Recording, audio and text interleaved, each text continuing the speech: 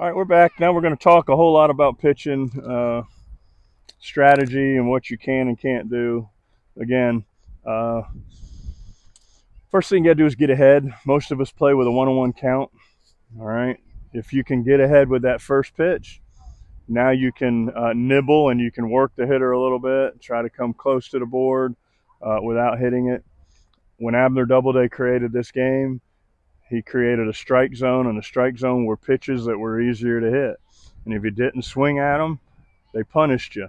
If you did that a couple times, 3 times, they call you out, and you go back to the dugout. If so, those are strikes. Strikes are easier to hit. If you don't swing at a pitch that's hard to hit, they call it a ball. You get 4 of those, you get a free trip to first base. So as a pitcher, I'm trying to get hitters to swing at balls, all right, and take strikes. It's a little harder to do in softball, but sometimes you can fool somebody by creating some movement on the ball. So get ahead, especially if it's a 1-on-1 count, get ahead. If it's an 0-0 count, I think Spa might be the only one that still does 0-0 count. If it's an 0-0 count, you really got to throw a whole lot of strikes. Pressure on the pitcher on the 0-0 count. You just got to throw strikes and let them hit it. All right. Once you get ahead, once you get 2 strikes on them, again, you want to nibble. You want to come as close to the board without hitting it. Make it look like a strike and make them swing at it. You'll never know that you got them to swing at a bad pitch because you won't see it hit. And if it doesn't hit, nobody knows that it was a ball. Everyone thinks it was a strike because he swung at it. So I'll try to get ahead of you, and then I'll throw something with some movement, make you guess on how much it's going to move, where it's going to land, and I just try to get people to swing at bad pitches. I also try to change speeds. Again, you can go flat and hard with top spin. You can go high and soft with backspin. Just try to change the timing. All right. What happens when a hitter is a little bit early? They hit the bottom of the ball. When they hit the bottom of the ball, it pops up. All right. If we throw a top spin that comes down pretty good and we get them to hit the top of the ball, they'll end up hitting ground balls. So if you got a 5-man infield, you may want to throw that top spin up there and try to get somebody to hit it on the ground so you can make a play. Maybe a double play situation, throw the top spin. In our world, we're also trying to get people to hit solo home runs. So with nobody on, I'll throw a spinner up there, try to get them a little bit early so they hit the bottom of the ball and maybe either pop it up or hit a solo home run. So there's a little bit there. So situational hitting is very important. Again, changing speeds, and then creating movement. Sometimes I got to educate my team that sometimes a walk isn't bad. All right. A lot of times we've made up our mind that we're not going to let this guy hurt us, but we're not going to walk him intentionally. So what I'll do there is throw a bunch of bad pitches that look good and try to get them to swing, because nobody shows up to the ballpark wanting to walk.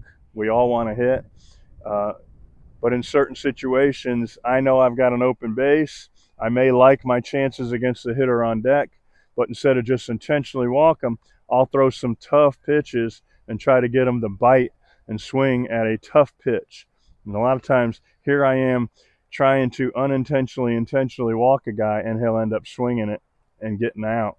And nobody knew that I was trying to walk him because I disguised my pitches by throwing some garbage up close. And you'd be surprised. A lot of times you'll get some aggressive guys to swing at it. Okay? Read the hitter. Where they stand in the box will tell you what they're trying to do. If they're up in the box, it usually means they like pitches that are up in the zone. They like the higher pitch. If they're back in the box, they like shorter pitches. They like to get their arms extended and hit the short one. All right. If they're on top of the plate, they want the pitch inside. They're trying to pull it. If they're way off the plate, they're telling you that they're going middle or away. So read them. Sometimes it's drastic. You look and see what they're doing. Then you go ahead and let your defense know what they're doing. And then you have to pick your strategy. A lot of people will go ahead and pitch to their strength. Say he's off the plate. We'll take our defense and put him over there, and we'll go ahead and let him hit it that way. All right. So he's trying to hit it over there. We're going to let him hit it over there and hopefully load up that side of the defense. Other times, you'll see him way off the plate trying to go the other way, and I may try to work him inside and make him pull it. All right. But make sure most of the time you want to pitch to your defense in case they do hit it, and see if we can steal it out that way. All right. Know the strength of the hitter. If he's a base hitter, understand what he's trying to do. Move your outfielders in a little bit. If he's a power guy, free swinging, all right, try to get him to swing it at a bad pitch. If he's an aggressive hitter, a lot of times I know there's certain people that always take a strike. You got to know that as a pitcher. So when he gets in there, you're really trying to get ahead because you know he's taking one. You got others that are swingaholics. They swing at anything. They're real aggressive. Those are the ones you don't throw a first pitch cookie to. All right, throw something close to the board, off the board, and see if you can get them to swing at a ball. Okay, but just remember, walks aren't always bad. Okay. Type of swing, you got to know some of the hitters. You've got the muscular guy that gets in there and just powers the ball. All right, he's usually got a little slower bat. Sometimes you can beat him with something fast. Sometimes you can try to get in and jam him. All right. Other hitters, you got somebody with good bat speed. You know, he runs fast. He's got great hands. Those are the ones you try to slow him up, throw it a little higher, throw the backspin, try to get him early and pop the ball up. And get those out. You got your guys with good bat control. All right. Brian Milstead was one of those that just hit it anywhere he wanted, anytime he wanted to. So what you got to do there is, I'll try to tell my defense ahead of time, you know, on this guy, you got to cheat.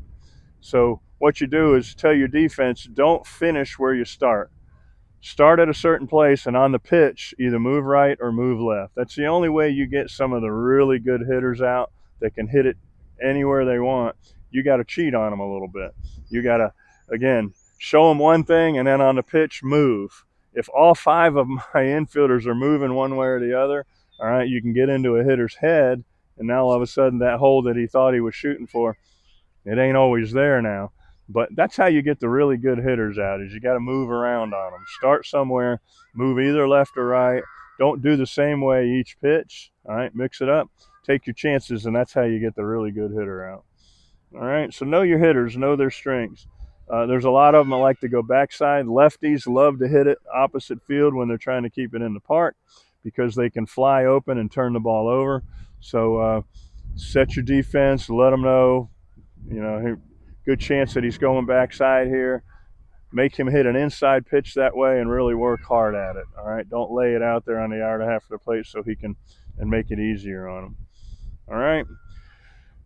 As a pitcher, you become the 5th or 6th infielder. All right, you've got to set your feet after you throw the pitch. When my wife's at the game, I'll hear her all the time. I have her remind me, set your feet, set your feet, set your feet. Sometimes I'll throw a pitch and think that they're not swinging at it. So then I'm just kind of hanging out, and next thing you know, he swung at it, and I'm not ready. So the best thing you can do is throw your pitch, all right, take a step or 2 back and set your feet. A lot of times with a 5-man infield, I'll have somebody off my right shoulder, and my defense is asking me to step to the left. All right, so then I'll throw my pitch, take a couple steps back, and jump into the only hole left on the field. All right, not my favorite thing to do. I'm only 50 feet from the hitter. I'm showing him a hole here, and then all of a sudden I'm supposed to jump in there and take that hole away. But it's what we have to do as pitchers. All right, so move your feet and get yourself set up.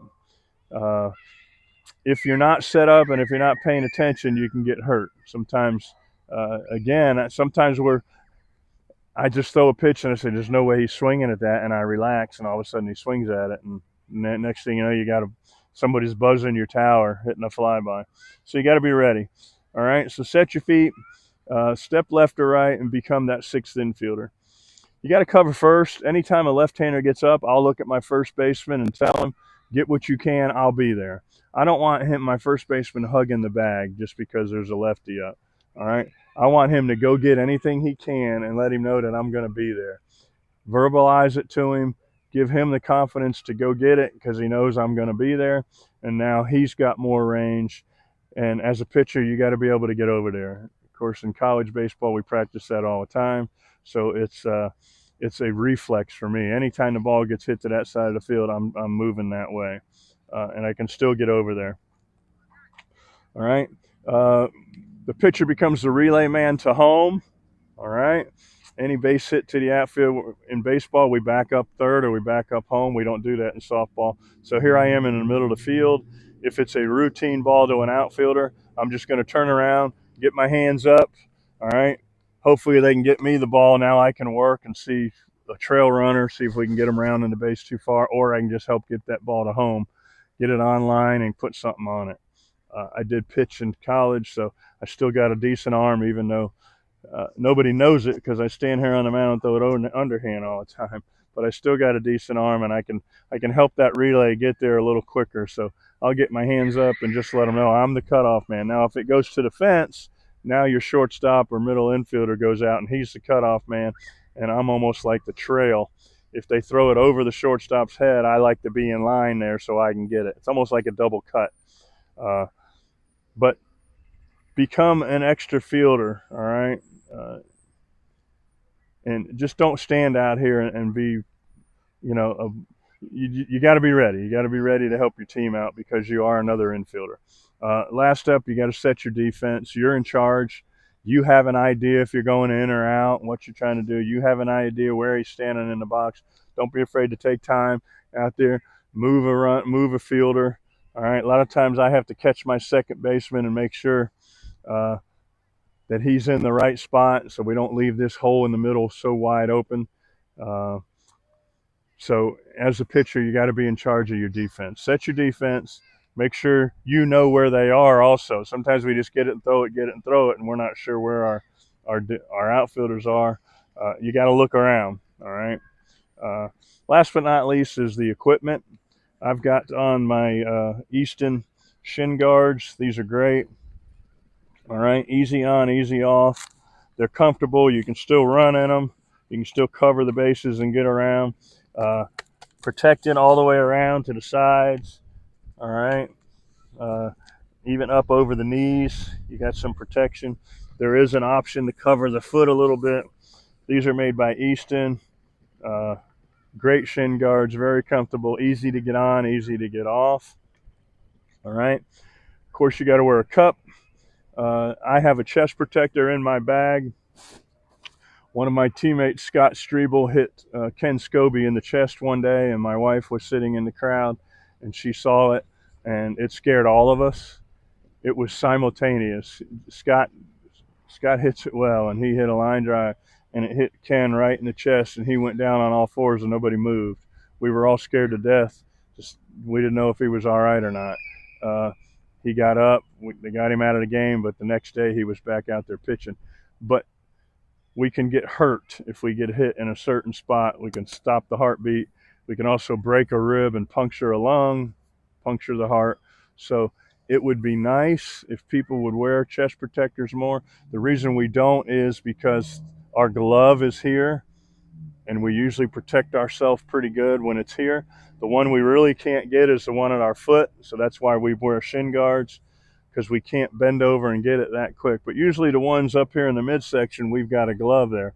But all it takes is one misjudged ball, all right, and all of a sudden you're wearing one in the stomach, and then we're just praying that nothing bad happens to it. So if you can find a nice chest protector out there, I have one in my bag. It's a lacrosse goalie's one, all right. It looks kind of funny. It doesn't cover, no chest protector covers my big belly, but this one actually just covers, but really you just want to protect around the heart area and your vital organs up top. So it's not uncool to wear a chest protector. I don't know why U-Trip guys don't wear them more often. I've tried to talk to the Easton guys to make a full set of gear for pitchers, shin guards, chest protector, and the helmet. And hopefully someday soon we'll have a slow pitch softball set of gear that's easy on, easy off, that can protect us. Okay. Sometimes we have a screen, sometimes we don't. SSUSA, a lot of the travel organizations where we travel all over the country, they don't use a screen. Why? Because it's too hard for them to move the screen from one location to another. They run tournaments all over the country. All right. In Florida, in the Half Century League, we drive. Our locations are all in Florida. We have somebody pull a a little covered, I'll say covered wagon. Anyway, the screens and the boards and everything are in a, god darn it, a trailer. That's all it is. It's a trailer. So they pull the trailer all over the state of Florida with our screens in it. Brain fart. With our screens in it and with our boards in it. So the reason why travel organizations don't use them again is because they're playing all over. So some of the travel tournaments, you don't have a screen. You better get out here and protect yourself. The bats are good. Players are strong. The balls are hard. You better be able to protect yourself if you're going to pitch. If you do have a lig that uses a screen, stay behind the screen. All right. And then just reach out and try to catch some. The screen makes us lazy. I get it. We'll throw a pitch and just kind of stand there. And then the next thing you know, one was right there. And it's like, I could have had that if I was ready for it. But I wasn't ready for it because I have a screen. So you got to play the mental game. Even when you do have a screen, throw a pitch and set up and be ready. Because there are some that are hit soft enough left or right of the screen where you can go get them. All right. But use the screen if you're not comfortable fielding it. And some organizations will give you an option of a swing. That's what they came up with. We're going to give you an option, but you got to bring your own screen. And that's their way, that's their way of getting out of trouble. But it won't be long before there'll be screens out for everybody. The next time somebody gets seriously hurt, we'll have screens. So check out your equipment. Make sure you're properly equipped. Make sure you feel good about being on the mound. Don't ever get out there if you're not comfortable doing it. All right? Try to throw strikes, get ahead of the hitters, change speeds, create movement. All right? In the long run, you still got to throw it underhand. Hitters are going to be successful 7 out of 10 times. All right? 700 average is good in softball, and that's what it's going to be. So we're limited at what we can do. So spin it up there, create some movement, and just try to get miss hits. All right, and then get people out and get your team up to bat again. All right, Bob O'Brien. Get out there and practice your pitching. Set up a home plate. Do some repetitions. We all take BP all the time, but we just don't spend the time we should be practicing our pitching or our defense. So as a pitcher, you got to put the time in. All right, buy yourself a mat, put it behind home plate, and get out there and get your repetitions. All right, hope this helped. We'll see you on the field somewhere soon. Bye-bye. Last but not least is the helmet. All right, this is the Easton Hellcat combination helmet, shin guards. Again, this is a nice helmet because we're covered both front and back. All right, got a hard head on it. It actually has a little visor as well to try to keep the sun out of your eyes. It's got a chin strap to put on, easy off. All right, highly recommend this one. It's covered the ears and the whole 9 yards. So look for the Easton Hellcat helmet and mask. Again, plenty good mobility. You can still see good. It's really not a problem at all. All right, so don't be afraid to do that one. We also have the Worth helmet. It's got a helmet and a mask, but it doesn't cover the ears. That's the one that I've been using most of the time until I get used to my Hellcat. But just make sure you have something that covers the skull, please. I see guys go out there with just that stupid infielder's mask. They put their hat on backwards and that ain't going to help you. You get hit in the face with that thing, you're going to get an imprint. It's going to hurt more than anything else. And then, God forbid, your reflex and you turn your head and all of a sudden you take one in the ear hole. That's not going to be fun. All right. So make sure you're properly equipped. Again, check out the Easton website and get you a set of Easton Hellcat pitcher's gear now. All right.